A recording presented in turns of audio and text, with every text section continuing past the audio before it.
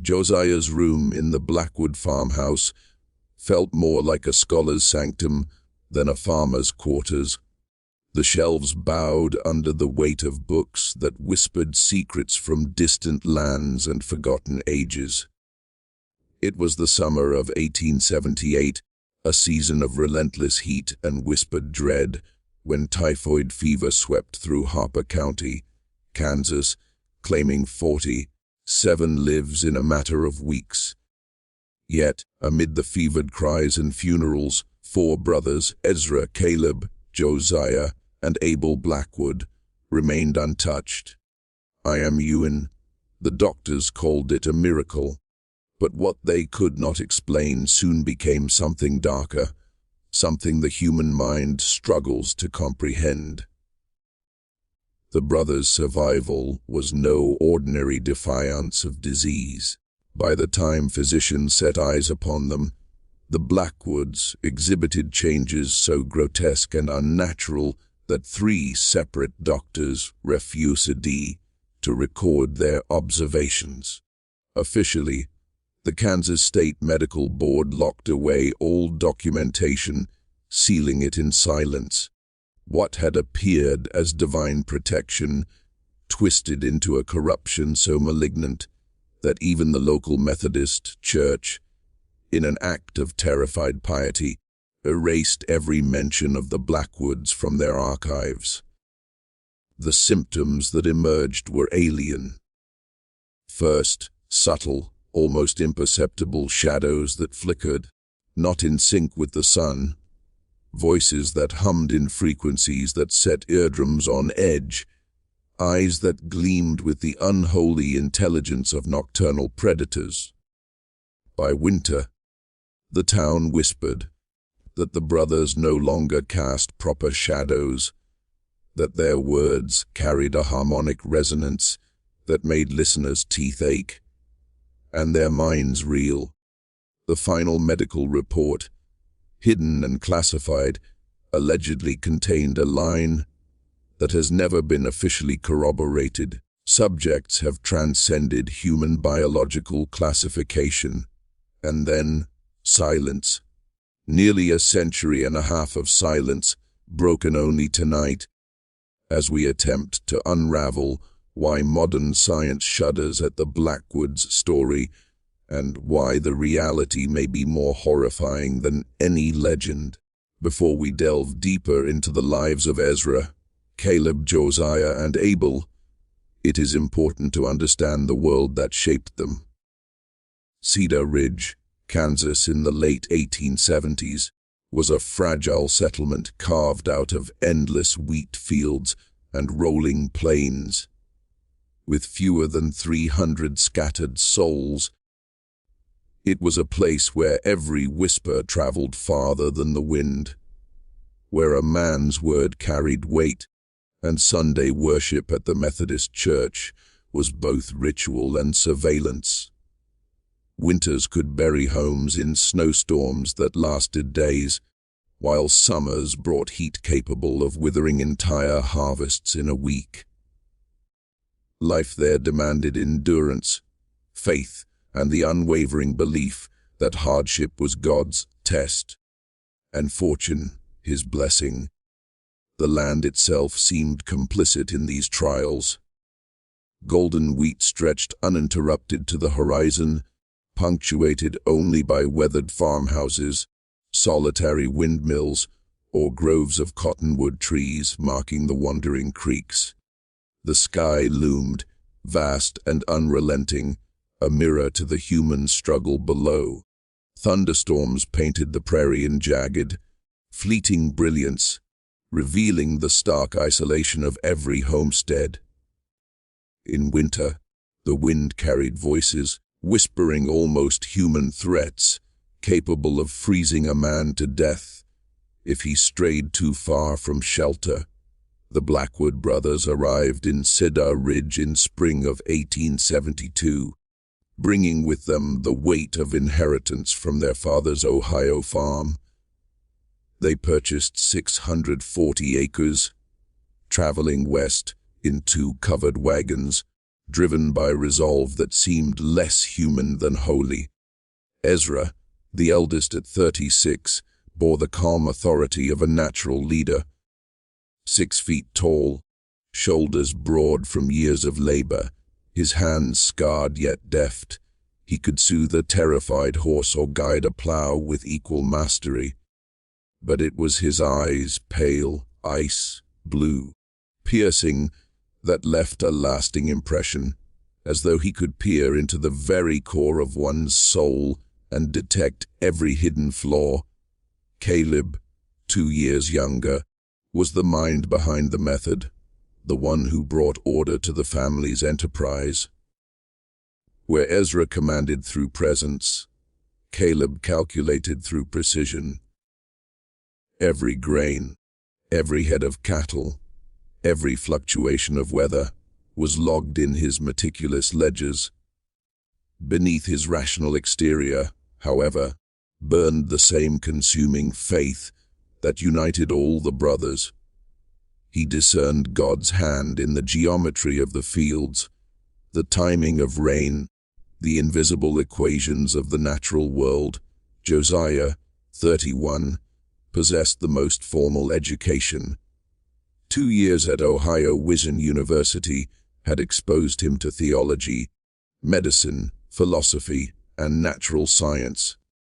When their father died, he returned to the family farm, bringing with him a carefully packed personal library of over 200 volumes.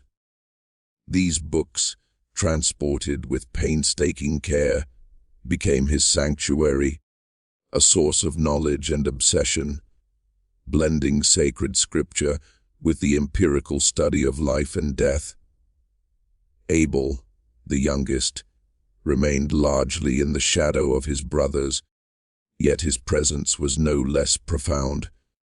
Silent, observant, he seemed attuned to something beyond mortal perception, an awareness that others could only sense in fleeting chills and unexplainable sensations.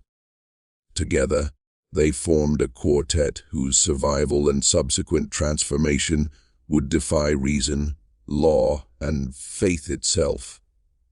Tonight, as we revisit the Blackwood farm, the cold winds of history seem to carry whispers of the unimaginable. The shadows grow restless. The prairie, silent for decades, pulses with the echoes of what once was.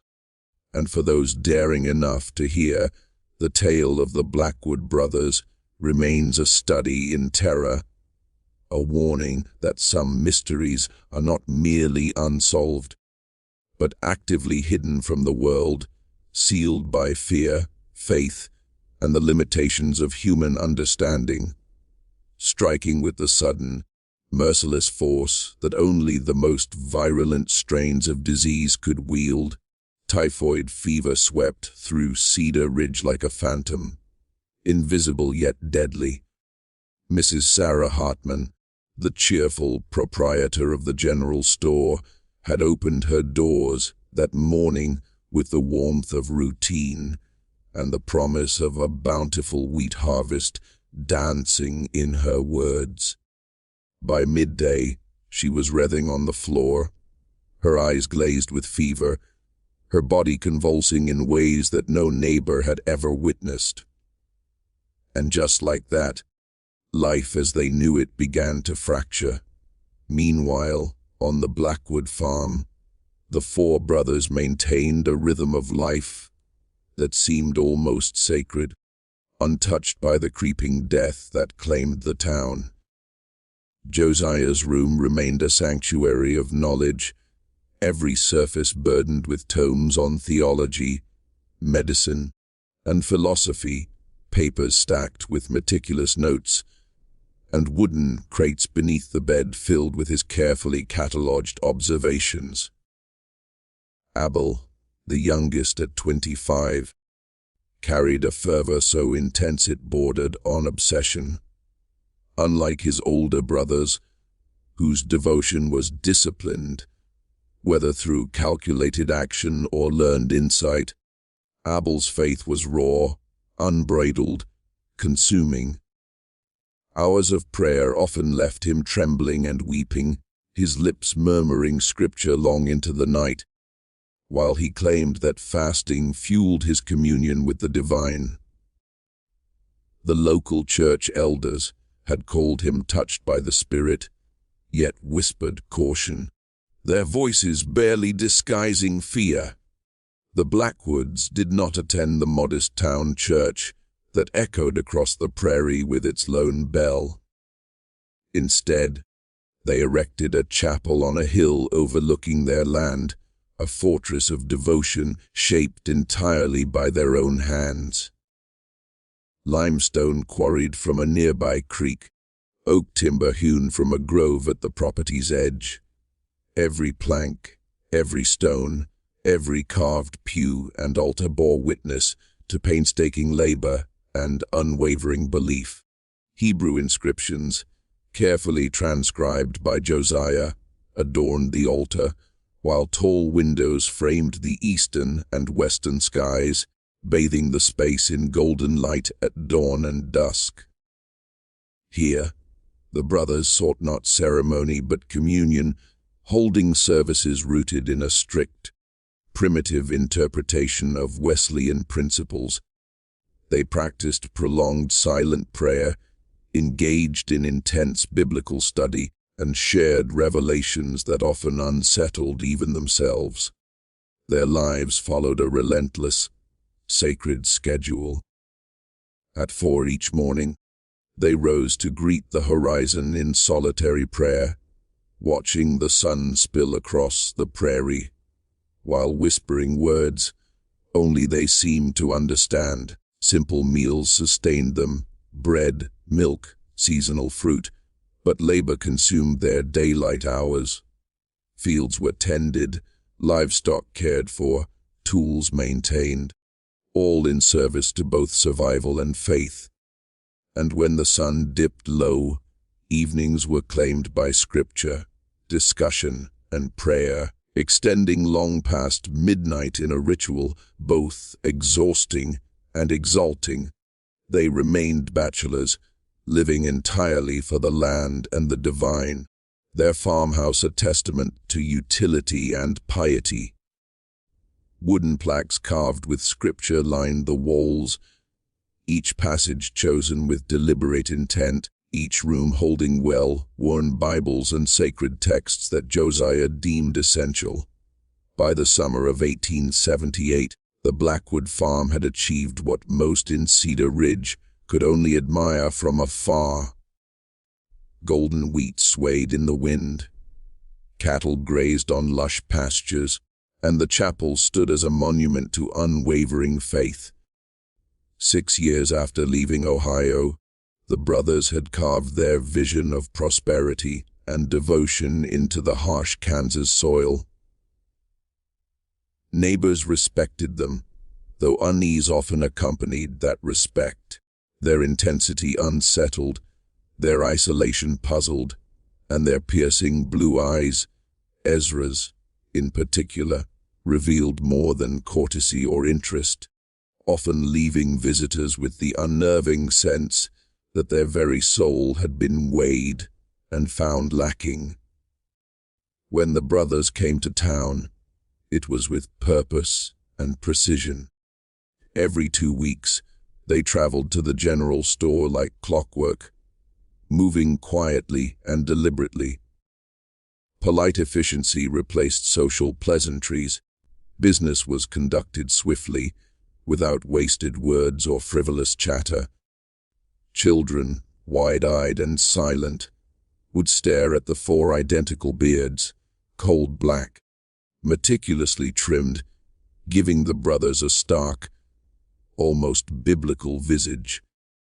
Their appearance alone carried the weight of something ancient, something beyond ordinary understanding. And then the fever arrived. On July 15, 1878, the first known case of typhoid in Cedar Ridge appeared, striking without warning.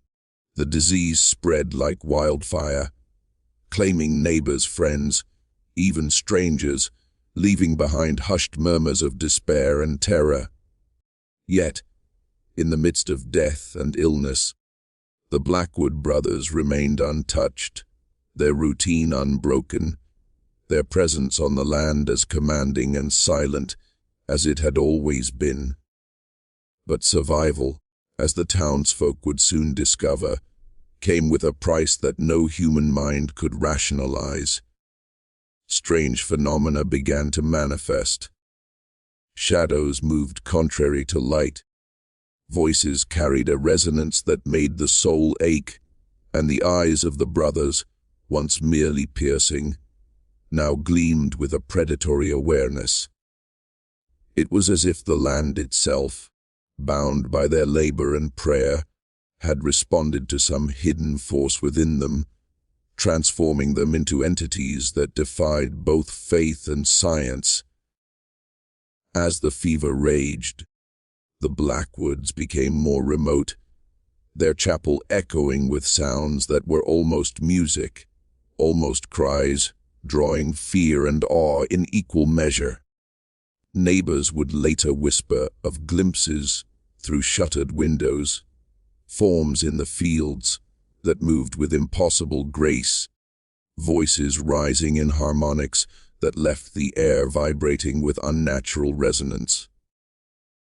What had been devotion became something darker, a transformation that blurred the line between human and something else entirely.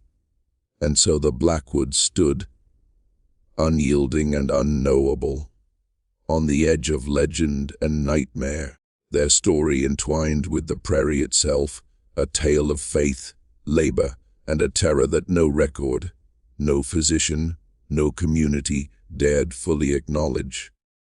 Tonight, we step into that darkness once more, uncovering a history of devotion and horror that science refuses to study, yet which continues to haunt every whisper of wind across the Kansas plains.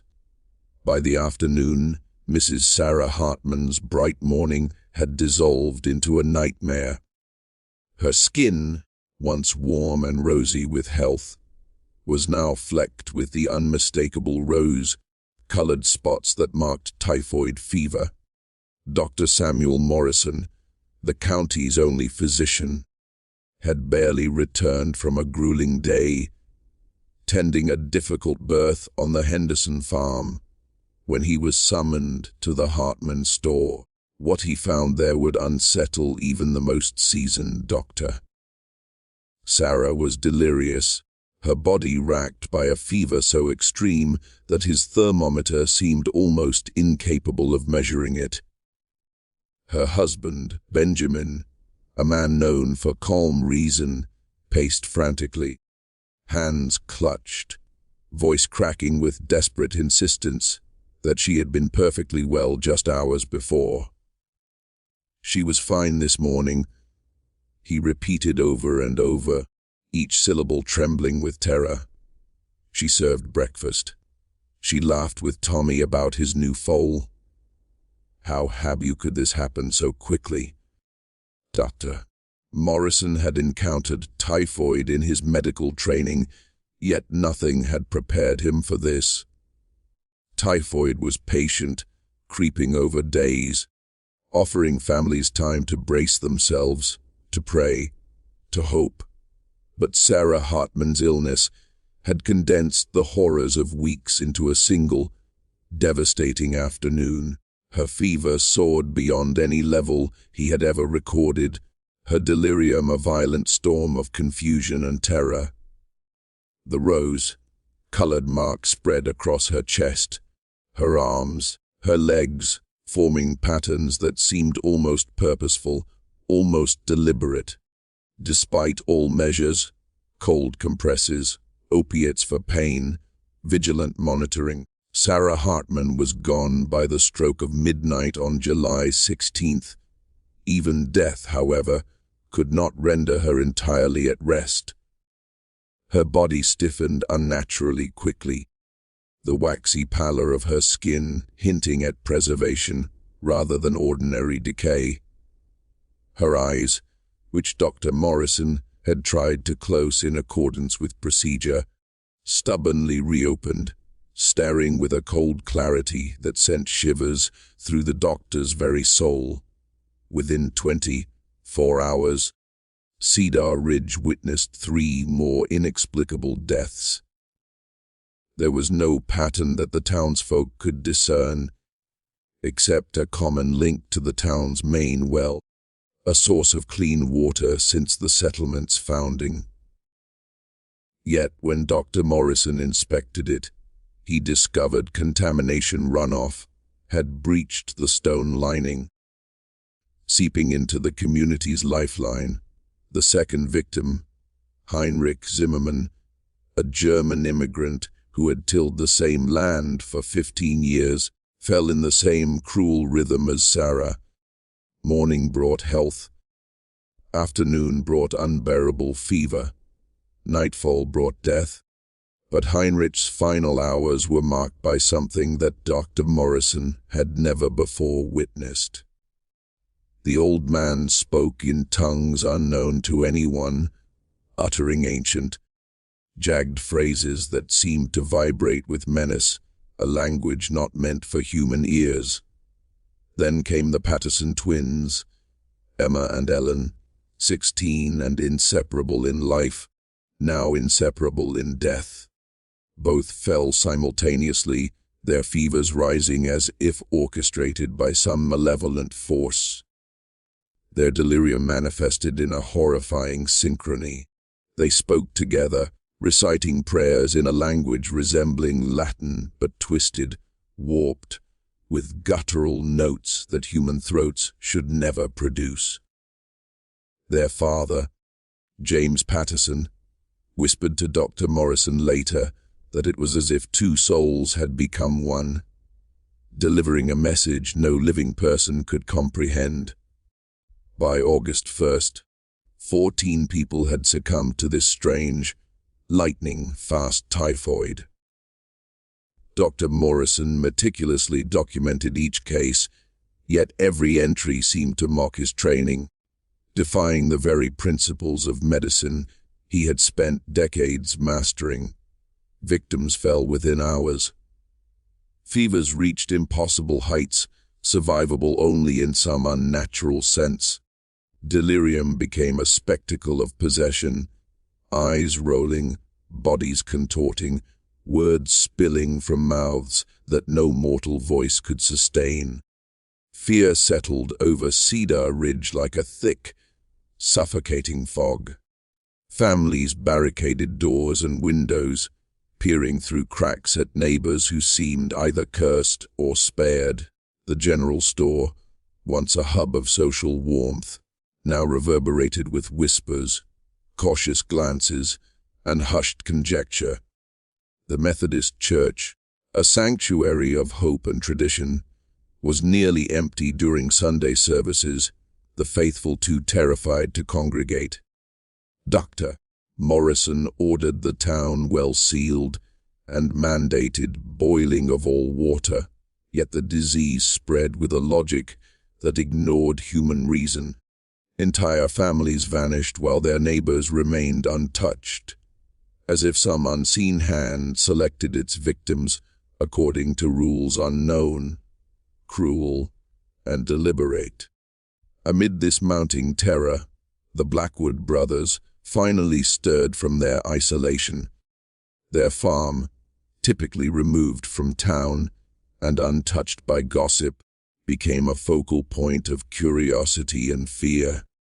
The brothers, who had long followed their rhythm of prayer, study, and labor, now faced a crisis that would demand they step into a world they had observed only from the safety of distance.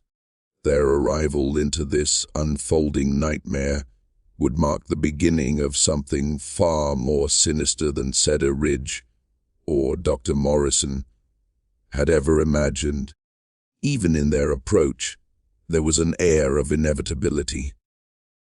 Where others faltered in fear, the Blackwoods moved with quiet purpose, their blue eyes calculating, unblinking, observing everything yet revealing nothing.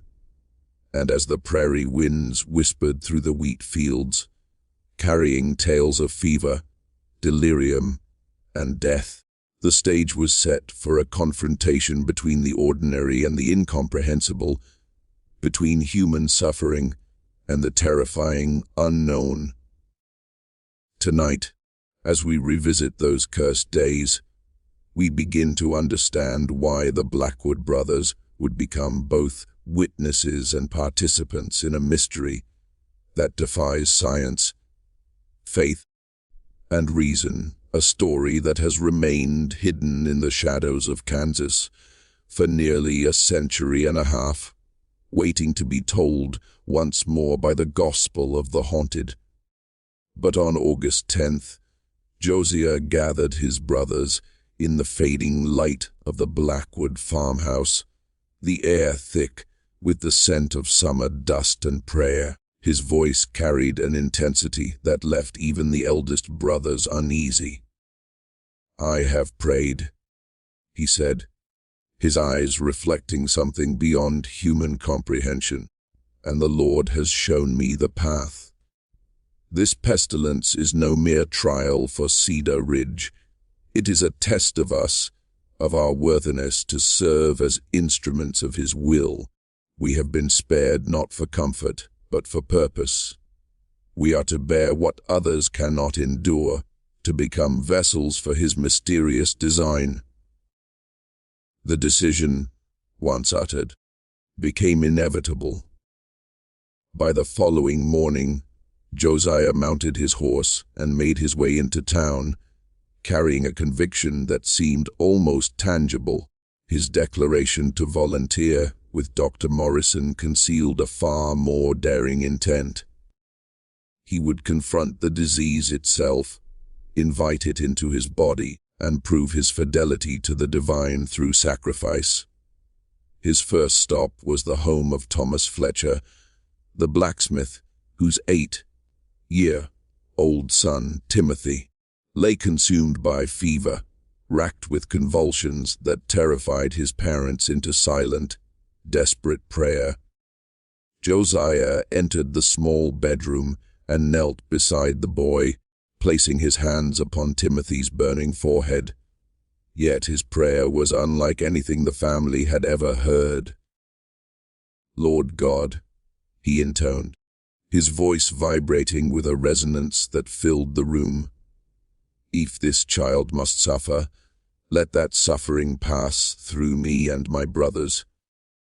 Let us bear what he cannot, experience what should not be borne, and become what is required to fulfill your will. Spare him through our willing sacrifice." The room fell into a tense, trembling silence. Then, slowly, Timothy's body stilled. The violent convulsions eased.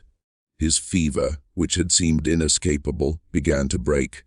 The boy opened his eyes, the first light of awareness returning, asking quietly for water, for food, for the ordinary needs of a child who had flirted with death. Thomas Fletcher collapsed to his knees, tears streaking his face, praising God for this miraculous reprieve. Yet those who watched Josiah closely could not ignore the subtle horrors. As the child recovered, Josiah's own body betrayed him. His skin burned with an unnatural heat.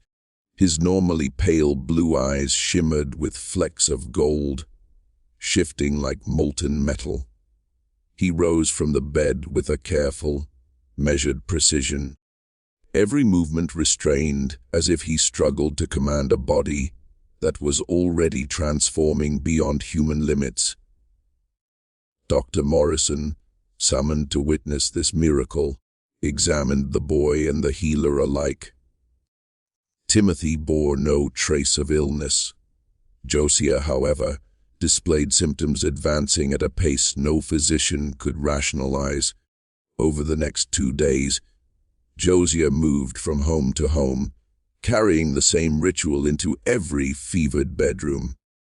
Hands on foreheads, prayers of willing suffering, and each time, victims found relief almost instantly. But with each miracle, Josiah's body deteriorated further. Fever consumed him, yet clarity remained. "This is not sickness," he told his increasingly alarmed brothers, his voice steady amid the burning pain. "This is purification. The Lord strips away all that is merely human, leaving only what is worthy to accomplish his eternal work." By August 13th, all four brothers began exhibiting the same grotesque and rapid symptoms. Fever, flushing, eyes glinting with unnatural light, and a quiet, terrifying serenity in the face of suffering. The collective transformation was accelerating, each brother feeding the other's change, until human comprehension faltered. Dr. Morrison's journey to the Blackwood farm on August 18th became the most confounding episode of his career. The prairie shimmered under oppressive heat, the air thick and heavy, the fields of grass scorched into brittle brown. From a distance, the farmhouse appeared to float on the wavering horizon, a mirage of human toil and something altogether otherworldly. Inside, the Blackwood brothers waited, their blue eyes now flecked with gold, their skin flushed, their bodies vibrating with a fever that defied explanation. Every instinct of the doctor screamed that he should flee, yet duty bound him to witness what unfolded. The brothers spoke with a calm that belied their burning bodies, their words precise, deliberate, and infused with an authority that felt beyond mortal understanding. Each movement, each gesture, seemed measured not by human necessity, but by a law older than the Kansas soil. Dr. Morrison could only record, helpless as these men, once ordinary farmers, faithful and devout, transformed before his eyes into something that eluded every principle of medicine, faith, and reason. And as he watched, the reality of Cedar Ridge's terror crystallized. The Blackwoods were no longer simply immune. They had become conduits, vessels that absorbed the disease, that defied death itself, that enacted a will that was at once divine and incomprehensible. The prairie around them seemed to hush, the wind pausing mid-sweep as if the land itself recognized the presence of forces beyond human reckoning. Tonight, as we recount these events, we peer once more into the abyss where faith collided with plague, where devotion became transformation, and where the Blackwood brothers began a journey that would terrify and confound for generations. Their story, sealed by fear and sealed by history, remains hidden in shadow, waiting to be told by the gospel of the haunted, a tale of sacrifice, metamorphosis, and the horrifying mystery of what it truly means to transcend humanity itself. As Dr. Morrison crested the final rise of the dirt road, the Blackwood farm appeared to shimmer against the heat-soaked prairie, an impossible oasis of verdant life amid the parched fields. The wheat, emerald and full, seemed untouched by the relentless drought that had withered every other crop in the county. Cattle grazed contentedly, their hides sleek and healthy, grazing the dry earth as if it were lush pasture.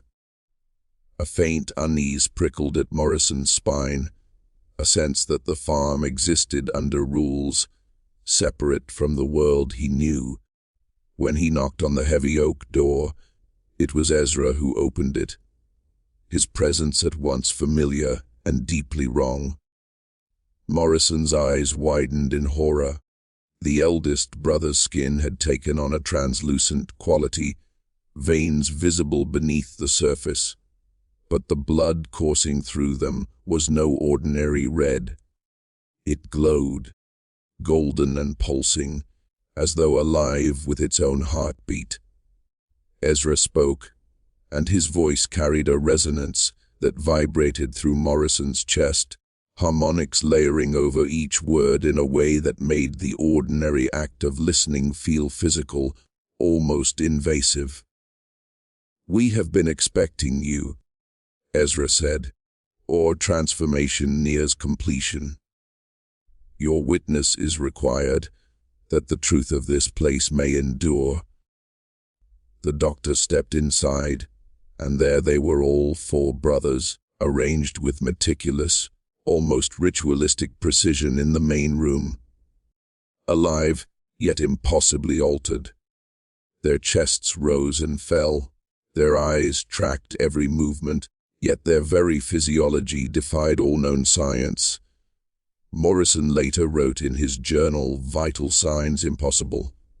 Ezra's temperature 107 degrees, yet he speaks and moves with clarity. Caleb's pulse barely registers, yet he acts with vigor. Josiah inhales only once every few minutes, yet shows no hypoxia. Abel, cool to the touch despite fever, radiates an unnatural calm."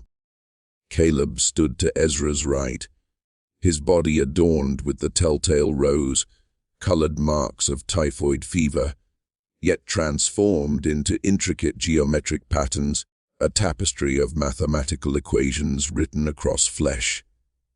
As Morrison watched, the designs shifted, changing fluidly, as if Caleb's skin were a living chalkboard. "The calculations are becoming clear," he said, voice merging with Ezra's in perfect synchrony. "The relationship between matter and spirit, between time and eternity, between human limitation and divine potential.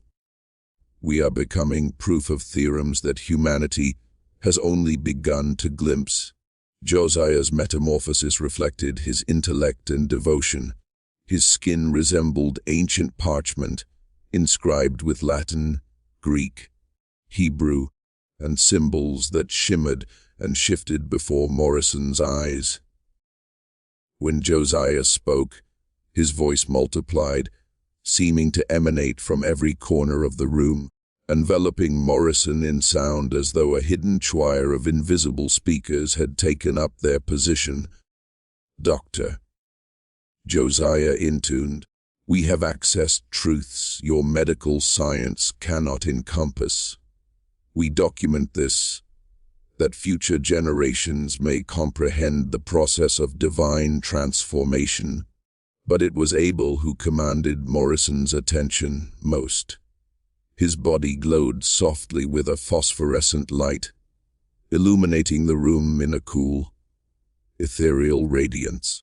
His eyes were no longer human, twin stars embedded in his face, pupils and irises absent, luminous windows into something unearthly, would no longer require sustenance.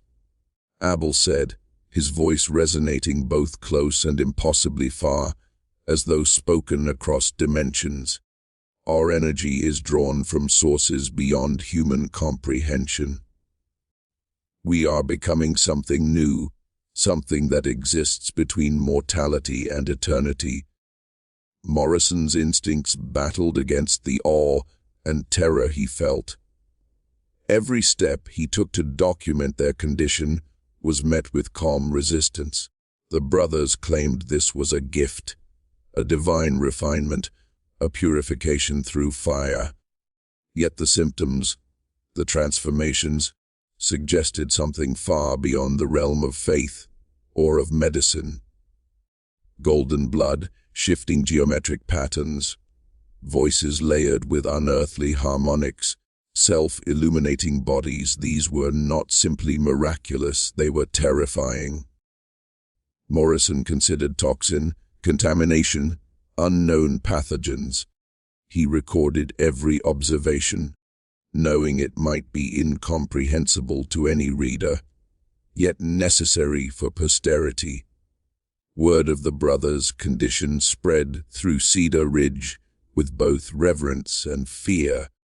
Some saw divine providence in their survival, and transformation, particularly Reverend Marcus Thorne of the Methodist Church, who whispered of miracles and heavenly design. Others, especially those who had lost loved ones to the typhoid epidemic, recoiled in horror. "It ain't right," muttered Jacob Steinberg, shaking his head, eyes wide with disbelief. Families began traveling to the farm, pilgrims seeking a glimpse of divine power, while others approached with fear, wary of what lurked behind the glowing windows of that isolated homestead. Inside the farmhouse, Morrison noted the harmony among the brothers. Each movement, each utterance, each gesture felt orchestrated, as though choreographed to a purpose beyond human comprehension. Their bodies, while grotesquely transformed, retained an uncanny grace. Their eyes, glowing, calculating, illuminated their understanding of forces far beyond mortal reckoning. Morrison realized with mounting dread that the Blackwoods were no longer merely human. They had become something that existed between worlds, witnesses to a reality where divine will and mortal existence collided in ways that humanity was never meant to comprehend. As the doctor departed that evening, he felt the prairie itself shift around him. The wind carried a subtle, almost musical vibration, the wheat swaying with a rhythm he could feel in his chest. The Blackwood farm stood as a monument to transformation, a locus of horror and awe. What he had witnessed defied reason, defied faith, and would haunt him for the rest of his life. Tonight, we return once more to those days, walking the thin line between devotion and the incomprehensible, where the Blackwood brothers became living proofs of something humanity was never meant to touch. Their story of fever, sacrifice, and metamorphosis remains sealed by fear, hidden in shadow, awaiting the voice of the gospel of the haunted to bring it once more into the light, where it can chill the heart and unsettle the soul. As Morrison stepped onto the Blackwood property, he quickly realized that nothing about these brothers adhered to the ordinary rules of the world. Ezra, Caleb, Josiah, and Abel moved and existed on a plane that defied human comprehension. Abel, the youngest, spoke first, his glowing eyes radiating an unearthly warmth. "Our senses," he said, "have been opened to perceive realities that ordinary humans cannot detect." And as he spoke, Morrison noted with a chill that the words seemed to echo not only in the room, but deep inside his own mind, vibrating against thought itself. Rumors in Cedar Ridge grew, whispered by those whose hearts still trembled with grief. Farmers who had buried wives, children, siblings, all within days, wondered why these men had been spared while the faithful perished. Jacob Steinberg, a widower who had seen his own family claimed by typhoid, muttered as he passed the Blackwood fields, "Why them? Why do those boys walk while others rot? That ain't no blessing I can see. Something about them makes my skin crawl." Yet the Blackwood brothers continued their work, undeterred by mortal limits, moving through their fields with an eerie synchronicity, communicating without words, responding to one another as if connected by invisible strings. Neighbors reported seeing them stand motionless for hours, faces lifted to the sky, listening, always listening, as if they were attuned to a voice that existed outside the reach of ordinary human ears. Even their chapel, once private, had transformed into something unsettlingly public. From the hill where it stood, The brothers' evening prayers could be heard across the prairie. 4 voices, merging and harmonizing in ways no human throat could produce, floated on the wind, hauntingly beautiful, terrifying in their perfection. Mrs. Eleanor Patterson approached one evening, drawn by the ethereal music, only to halt 50 yards from the building. "I swear on my mother's grave," she told Morrison later, "I could feel it, something pressing against my mind. Not my body, but my very thoughts, telling me to turn back. Those boys are changed, Doctor, changed in ways that ain't natural." As August faded into September, the typhoid epidemic in Cedar Ridge waned. The well had been sealed, new water sources provided, and the townspeople began to resume their daily routines. Yet the mystery of the Blackwoods deepened. Morrison visited the farm weekly, ostensibly to monitor their health, though in truth he sought to comprehend the impossible. What he observed defied all known science. Ezra's body held a steady fever of 106.7°, yet his mind remained sharp, his voice commanding, infused with a golden undertone that compelled assent, even against reason. Our instruments were never designed to measure what we have become, Ezra told Morrison during one examination. Our bodies obey principles your science cannot yet perceive. Caleb's rose-colored spots, remnants of typhoid, had evolved into ever-shifting patterns, intricate glyphs and symbols, seemingly alive across his skin. Scholars consulted via Morrison's careful drawings could identify nothing. The markings flowed like liquid script, recombining into new configurations that seemed to encode some hidden truth. A blood sample confirmed Morrison's growing dread. Caleb's blood, golden and thick, flowed with deliberate motion, as if alive, carrying not only sustenance but information, energy, and something entirely unknown. "Our circulation has been redesigned," Caleb said, watching Morrison struggle to comprehend. "It carries more than nutrients. It carries purpose, understanding, and the essence of the world beyond your perception." Josiah's voice had become an instrument of terror and wonder. When he spoke, the sound emanated from everywhere and nowhere simultaneously. Morrison felt it not only in his ears but in the very fibers of his mind. The Latin, Greek, Hebrew, and shifting symbols written across Josiah's skin were not static. They were active, recording, annotating, narrating Morrison's every observation and reaction with uncanny precision. "We are becoming living repositories," Josiah whispered, his multi-directional tones spinning Morrison into vertigo. "Books, chronicles of divine and mortal knowledge, encoded into our flesh, forever documenting the process of transformation." Abel's luminescence had intensified, bathing entire rooms in pale, spectral light. Yet the glow was not merely illumination, it was perception made visible.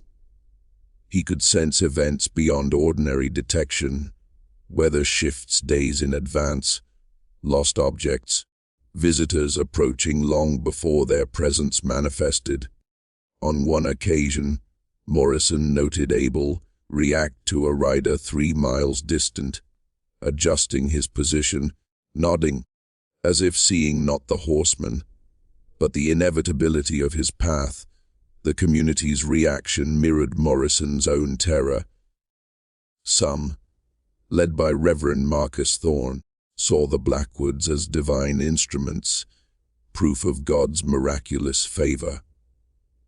Others, especially those mourning lost kin, regarded them with revulsion, instinctively aware of the unnatural, the wrongness of what walked among them. Pilgrims began traveling to the farm, not for communion or guidance, but to glimpse what lay beyond human understanding, to stare into the impossible glow of Abel, to hear the harmonic resonance of Ezra and Caleb, to witness Josiah's words manifest upon living flesh. Morrison documented everything, yet each entry deepened his sense of helplessness. These were no longer men, they were phenomena, thresholds between mortal limitation and eternal revelation, vessels of knowledge, energy, and divine force. Every week, every visit, confirmed that the Blackwoods had left humanity behind, standing in a liminal space where plague, faith, and transformation collided. And so the prairie seemed to hold its breath. The wheat whispered in unseen currents, the wind carried voices faint and impossible, and the farmhouse, glowing with unholy radiance, stood as a beacon and a warning. The Blackwood brothers had become living monuments to a reality humanity was never meant to confront, and Dr. Morrison, despite his training and his reason, could only bear witness. Tonight, as we tell this tale once more, we feel the tremors of those nights, the pulse of fever and gold, the harmonics of voices that should not exist, the glow of eyes that saw too much. The Blackwood story of plague, faith, and metamorphosis remains sealed by terror, shadowed by history, waiting for the gospel of the haunted to illuminate it once again. For those brave enough to hear, to feel, and to understand the horrifying truth of what it means to transcend humanity itself. The Blackwood brothers had become something that no human understanding could contain. Their senses had sharpened beyond mortal limits. They could see across distances that should have been impossible, hear whispers that carried on frequencies invisible to ordinary ears, and perceive events in Cedar Ridge miles away, as though the town were a single room. Abel's luminous eyes, once a simple peculiarity, now seemed to radiate comprehension itself, warm yet unsettling, revealing knowledge that should not exist in any human soul. Their actions, once grounded in farming and devotion, had become synchrony incarnate. Words were no longer necessary. They finished each other's sentences, anticipated motions, responded to thought alone. Food and sleep lost their dominion over them. Morrison observed with increasing unease that they consumed barely half the sustenance of ordinary men, and rested only briefly, yet they carried themselves with the vigor of fully healthy bodies. And yet, what disturbed him most was the certainty in their eyes, the unwavering conviction that they were conduits of divine revelation. They spoke openly of visions, foreknowledge of Cedar Ridge, impending calamities, instructions for preparing the community against disasters, unnamed yet terrifyingly real. Josiah, Caleb, Ezra, and Abel recorded these revelations in a leather-bound journal, scrawling symbols and scripts that Morrison could not identify, letters that belonged to no language known to man, glyphs that seemed alive, shifting slightly with each passing hour. Curiosity in the town began as fascination, but quickly mutated into fear. Children were forbidden to approach the Blackwood farm, and grown men crossed themselves at the sight of the brothers' black coats and eerily synchronized movements. The Methodist Church, once a source of blessing and guidance, withdrew from association. Reverend Thorne, who had praised the brothers' faith only months before, now whispered to Morrison in urgency and dread. "I fear," he confessed, "that in their zeal they have opened themselves to forces that are not wholly of heaven. There is something in their eyes, knowledge no mortal should possess. I cannot abide it." By October, the Blackwoods' transformation had reached a point where their humanity was tenuous at best. Their bodies remained recognizably human, yet every examination revealed impossibilities. Ezra's skin glowed faintly golden beneath translucent layers. His eyes swirled with liquid metallic hues that seemed to read the soul of anyone who dared meet them. Caleb's rose colored spots had shifted into living scripts, forming equations and symbols that no scholar could decode, moving imperceptibly across his flesh like a language of God or madness. Josiah's voice had become a chorus, vibrating from everywhere and nowhere, spinning Morrison's mind with its omnipresence, while Abel's phosphorescent glow illuminated the farmhouse as though it had become a cathedral of unnatural light. Then came the child. Sarah Preston, 7 years old, wandered near the chapel on an October afternoon and vanished from her father's sight. Hours later, she was found seated within the Blackwoods chapel, calm and radiant, claiming that angels had spoken to her, that she had been shown visions no child should ever witness. Morrison's examination revealed horror.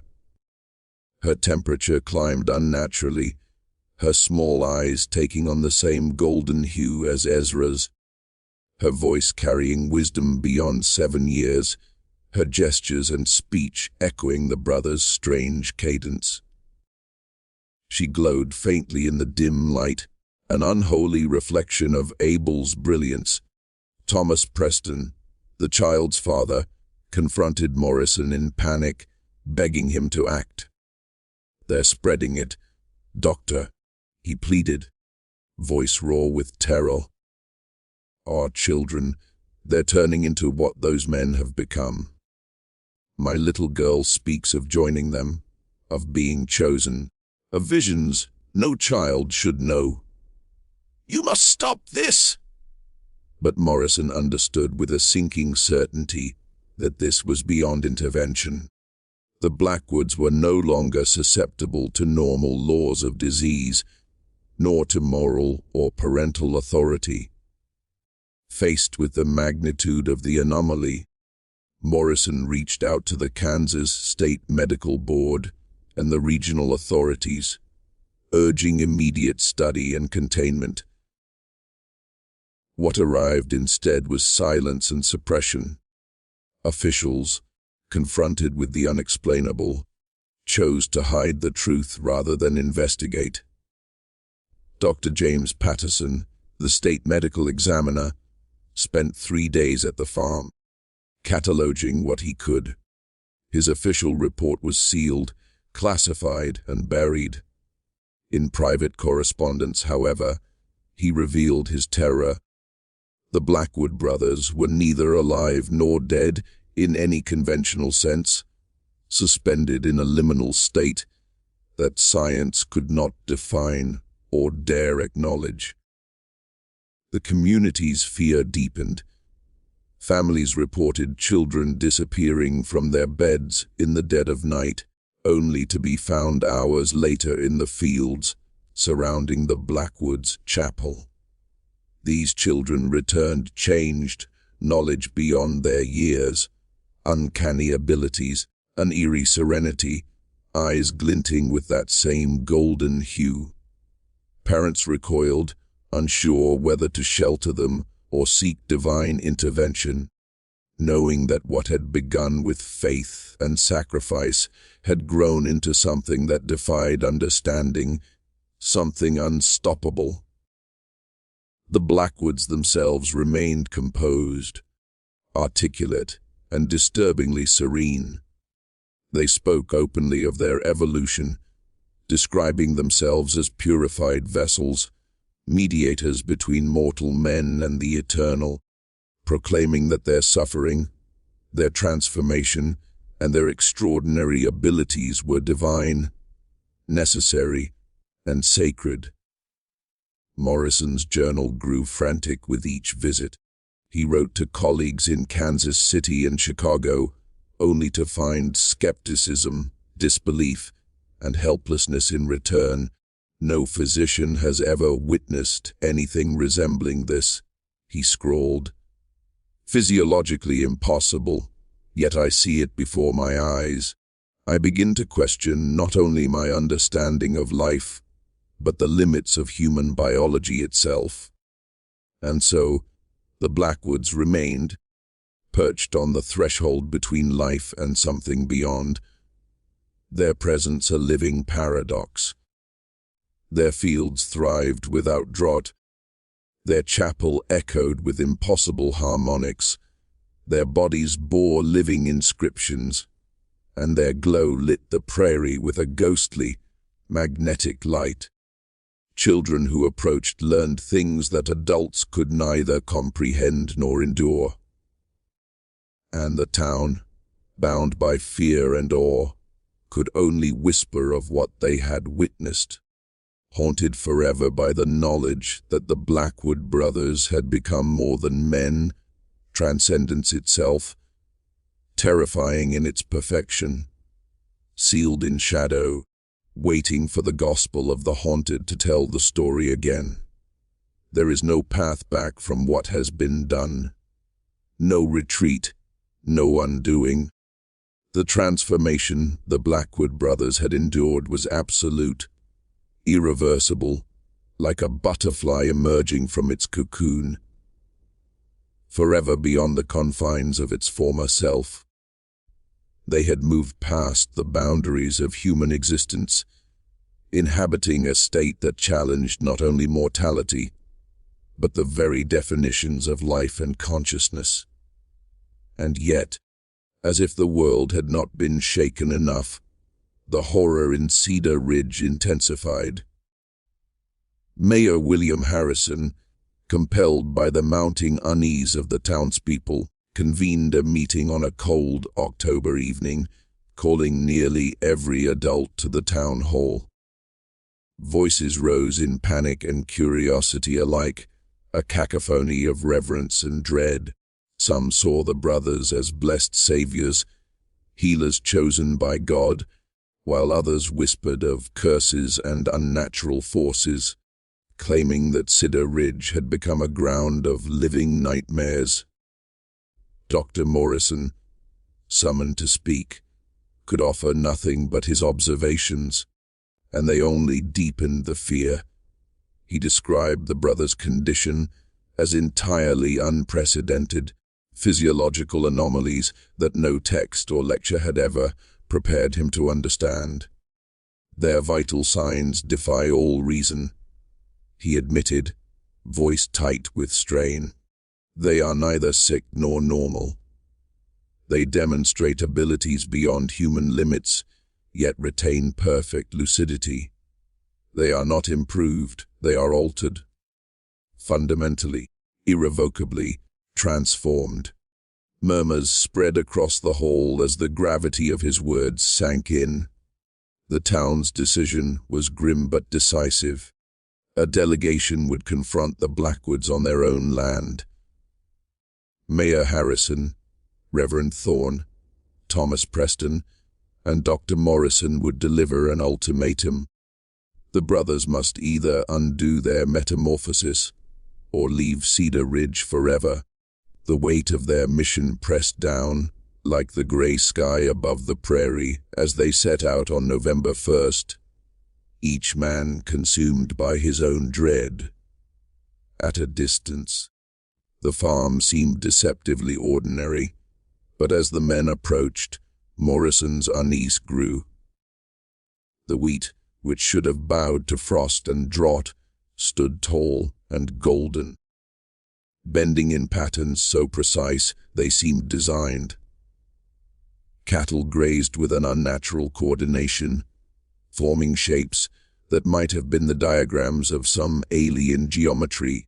The chapel, perched atop the hill, pulsed faintly with luminescence, a stone beacon radiating power, while voices drifted across the air, not hymns, not prayer, but a harmony that was beautiful, wrong, and utterly unnatural.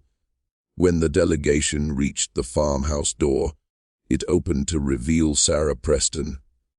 She was impossibly serene, a child yet not a child, golden flecks shimmering in her eyes, her skin translucent like the brothers. "Hello, Papa," she said, her voice carrying that same harmonic undertone that had become signature to the Blackwood's transformation. "They have been expecting you. They are in the chapel. They are ready to answer your questions." The journey up the hill was suffused with phenomena that defied logic.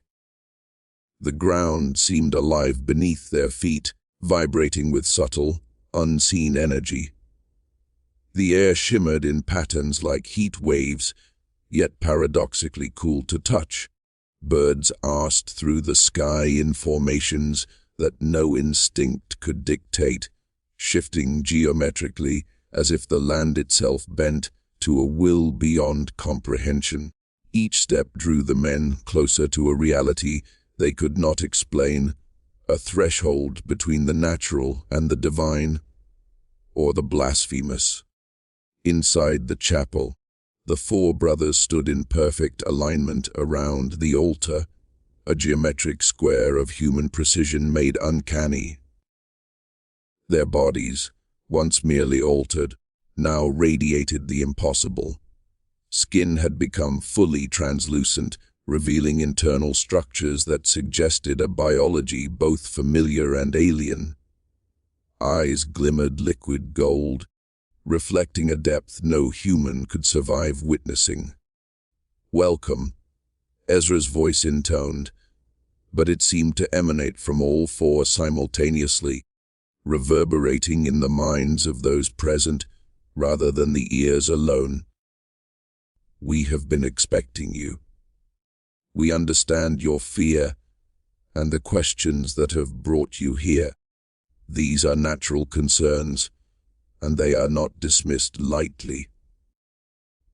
Mayor Harrison stepped forward, delivering the ultimatum with all the authority Cedar Ridge could muster. The brothers must return to human form or leave, for the town could endure no more uncertainty, no more horror lurking in their midst. Caleb's voice joined Ezra's in a perfect harmonic resonance, calm yet resolute. "Your request is impossible. We cannot return to what we once were. We have moved beyond that threshold. We exist now as vessels of purpose, intermediaries between mortal and eternal, conduits of knowledge and power you cannot comprehend." Morrison's heart pounded as he realized the scope of what had occurred. These were no longer men, not in any measure by which humanity could define itself.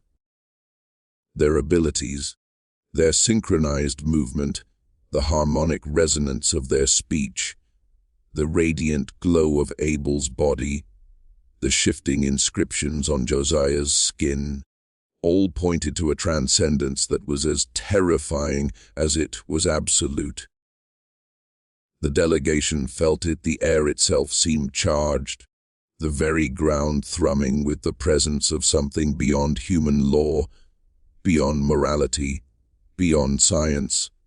And yet, in their awareness, the brothers were lucid, deliberate, and articulate. They did not rage, they did not flee, they did not hide.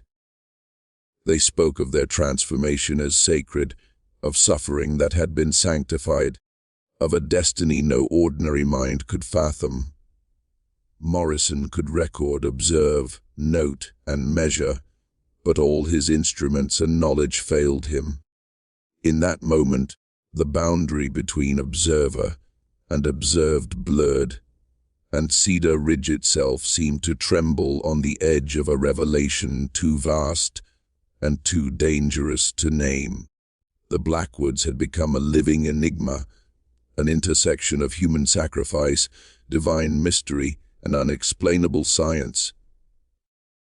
The town's fears crystallized into awe, the awe into terror.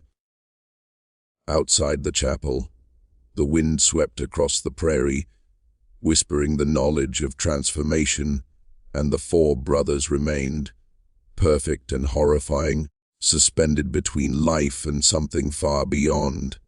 And so they stand still, unchanged by time, unyielding in form and purpose, a mystery no eye can fully comprehend, a truth no tongue can fully voice. Cedar Ridge had witnessed the impossible, and the world would never again see the Blackwood brothers as men. They had transcended, and the shadow of that transcendence lingered, waiting for the gospel of the haunted to tell their story, to carry it across the winds of the prairie, to chill the soul and unsettle the mind of anyone daring enough to listen. The cost of their expansion became painfully clear as the days passed. Each Blackwood brother experienced moments of staggering disorientation, their consciousness straining under the weight of truths no human mind was built to contain. Dr. Morrison's secret analyses of their blood revealed the unimaginable. Under the microscope, he found not normal cells, but structures that defied all classification. They were larger than human cells, with multiple nuclei, moving with deliberate intent, coordinated as if guided by a singular consciousness.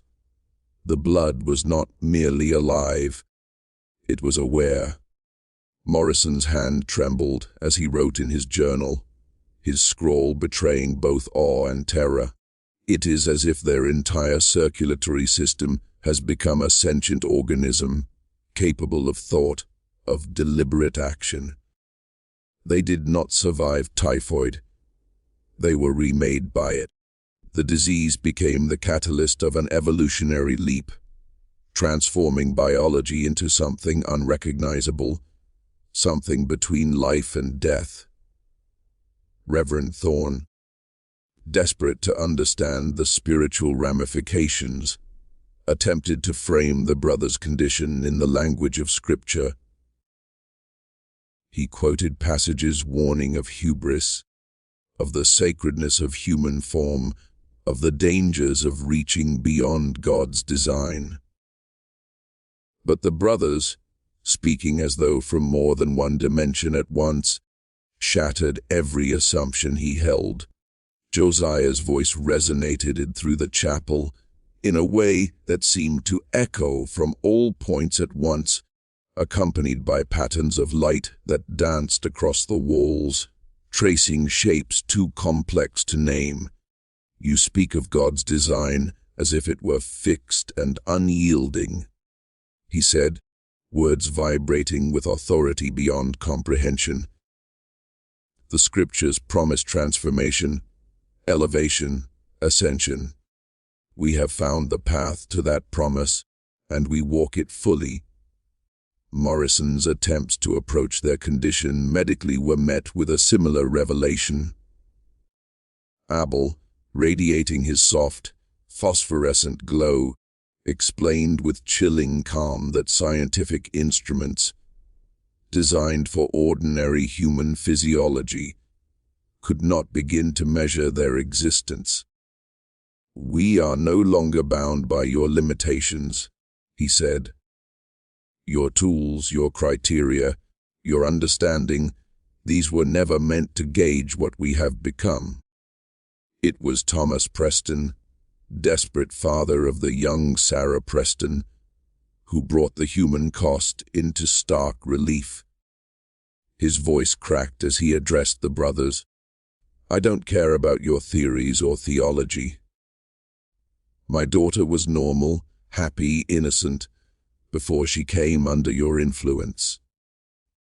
Now she speaks with knowledge she cannot possess, and her eyes, they see into my soul.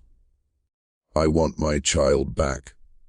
The brothers' response was neither cruel nor dismissive. They explained that Sarah's transformation had begun long before she stepped into the chapel, months earlier, when Josiah's prayer over Timothy Fletcher had forged a connection that could not be undone.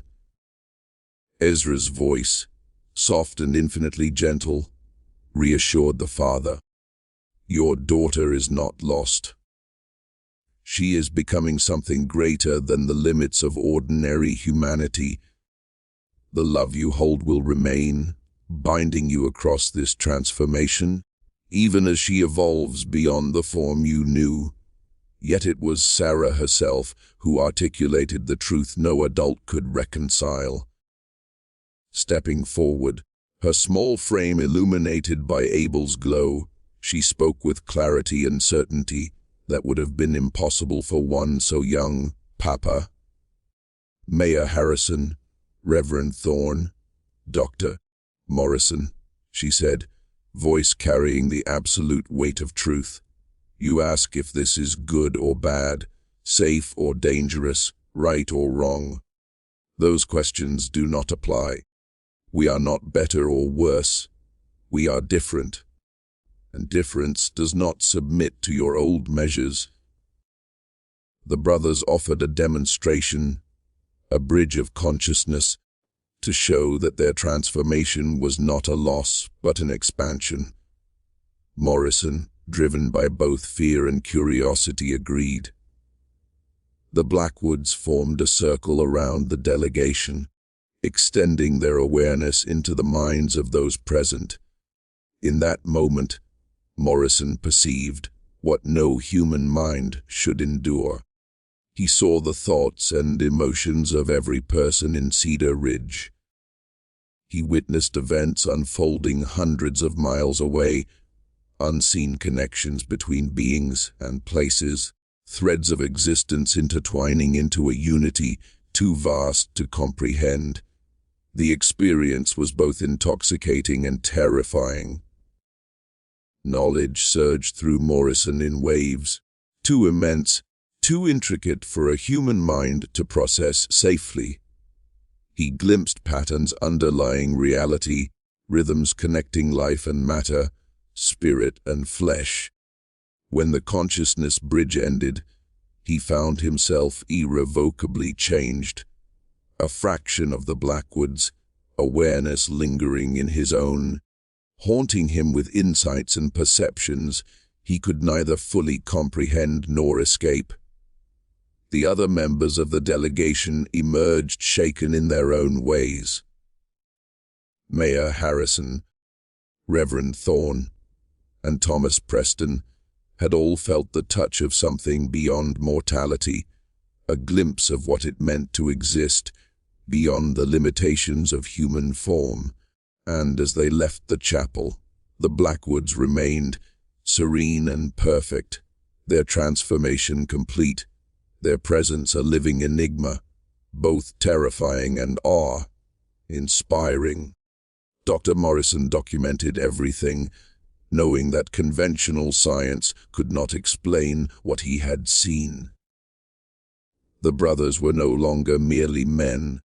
They were vessels of something far greater, intermediaries between mortal perception and a reality beyond comprehension. Cedar Ridge had witnessed the impossible. The Blackwoods had transcended, and their shadow lingered, stretching across the town, across the minds of all who had glimpsed the truth, waiting for the gospel of the haunted to carry the story forward, to chill the soul and unsettle the mind of anyone daring enough to listen. And in the silence that followed, one truth remained undeniable: there was no turning back. The Blackwood brothers had crossed the threshold of humanity, and all who encountered them would be forever changed, haunted by the knowledge that some doors once opened, can never be closed. The Blackwood brothers revealed, with quiet inevitability, that everything they had become was deliberate. Josiah's prayer over Timothy Fletcher had not been a spontaneous act of mercy. It had been a ritual, painstakingly constructed from obscure theological studies drawn from texts that whispered of communion with the eternal, of flesh surrendered to a higher purpose. "We are not dying," Caleb said, his voice steady and strangely radiant. "This body is a cocoon. We are emerging into something greater, something beyond the fragile boundaries of human flesh." Their words carried an unsettling weight, but the truths they revealed were darker still. They spoke of others, scattered across history, who had undergone similar transformations, vessels refined, purified, preparing humanity for a shift that ordinary eyes could not see, ordinary minds could not comprehend. Morrison, observing them, realized that these brothers were no longer human in any conventional sense. They were neither fully alive nor dead, existing in a state that medicine could not define, a liminal condition that challenged every fundamental assumption about life, death, and the fragile line separating the two. Abel, his phosphorescent skin pulsing softly, extended an invitation with a calm that made Morrison's skin crawl. "You could join us," he said, voice carrying warmth that belied its otherworldly resonance. "Your mind, your understanding, would remain but enhanced, expanded." For a moment, Morrison glimpsed the terrifying possibility of transcendence. The knowledge, the awareness, the infinite perception, but the cost was his humanity. His pulse quickened, dread coiling in his chest, and he fled. The night swallowed him as he drove through the darkness, desperation and terror born of a truth his mind could barely endure. Morrison's escape marked the beginning of the end, not for the Blackwoods, but for the story as it had intersected with the living world. Unable to reconcile what he had seen, he destroyed his research, incinerated journals that held the proof of transformation, and left Kansas, leaving the echoes of the brothers' existence behind. He settled in Oregon, continued his practice, but never spoke of Cedar Ridge again. The knowledge burned too fiercely, even in memory. The brothers themselves, understanding the impossibility of their coexistence with ordinary humans, began to withdraw.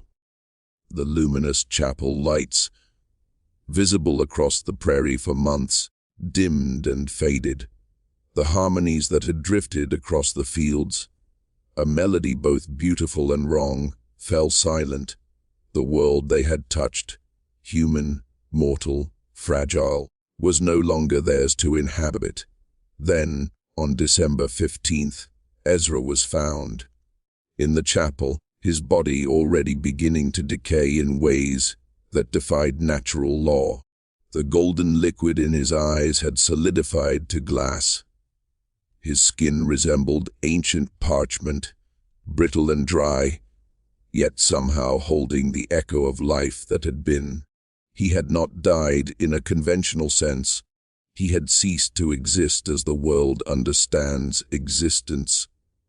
One by one, the other brothers were discovered, Caleb in the wheat fields, encircled by stalks that had grown to impossible heights overnight, Josiah at his library desk, pen poised over a blank page, an eternal witness to knowledge beyond human reach, Abel in the barn, his faintly glowing form lingering in darkness like a dying star. The Methodist Church, anxious to sever ties, arranged for swift burials in the chapel cemetery, No autopsies, no official cause of death. Simple stones marked their graves, bearing only names and dates, but none of the truth. The world would not officially recognize the Blackwood's existence. Yet the mysteries did not die with them. Travelers reported lights, soft and spectral, flickering from the chapel ruins. On still nights, the haunting harmonies returned, faintly echoing across the prairie, a reminder that what had transpired could not be contained. The Kansas State Medical Board's report remained sealed, classified in perpetuity. Dr. Patterson's private letters revealed the depth of horror. I have witnessed transformations that redefine life and death, and human comprehension itself. They are no longer men, yet they are not gone. Some force exists in the threshold between mortality and eternity, and I dare not name it publicly. In 1923, attempts to develop the Blackwood farm into a town were abandoned. Workers refused to approach the chapel ruins, paralyzed by fear and strange visions that made their hands tremble and their hearts pound. The land, eventually donated as a wildlife preserve, remains officially off limits. Locals whisper of the true reason: some presences cannot be contained by fences, laws, or human will. The brothers' transformation had ended, yes, but the questions they raised endure. What is the boundary of life? Can consciousness be liberated from flesh? Is transcendence possible if humanity is surrendered entirely? Science refuses to grapple with these questions, not for lack of evidence, but because the answers are too immense, too horrifying to face. If the Blackwoods truly transcended, then every assumption about biology, about consciousness, about the nature of existence, must be reconsidered. Some knowledge, the story warns, is too dangerous to possess. Some doors, once opened, cannot be closed. The Blackwood brothers found the path to ultimate transcendence, a path demanding complete surrender of self, a journey into forms of being humanity was never meant to touch. In their quest to commune with the divine, to surpass human limitation, they became something neither wholly alive nor entirely dead, something eternal, something incomprehensible, something that humanity could neither accept nor survive encountering fully. And so, their story remains, a warning, a mystery, a shadow across time. Those who glimpsed the truth were changed forever. And the Blackwood brothers, in their final ascension beyond the fragile bonds of human form, wait still in the darkness, a silent testament to the cost of seeking knowledge no mortal mind can contain, a chilling echo that only the gospel of the haunted dares to recount. The chapel on the hill stands abandoned, its windows blackened, doors sealed as if to trap something inside, or perhaps to keep the world safely away. Yet, on nights when the wind is still and shadows stretch long across the fields, travelers whisper of 4 figures in the wheat, motionless, faces tilted toward the sky, as if listening to a voice no human ear could perceive. The Blackwood brothers' pursuit of communion with the divine carried them beyond the reach of science, beyond the comfort of faith, into a realm where human laws of life and death hold no sway.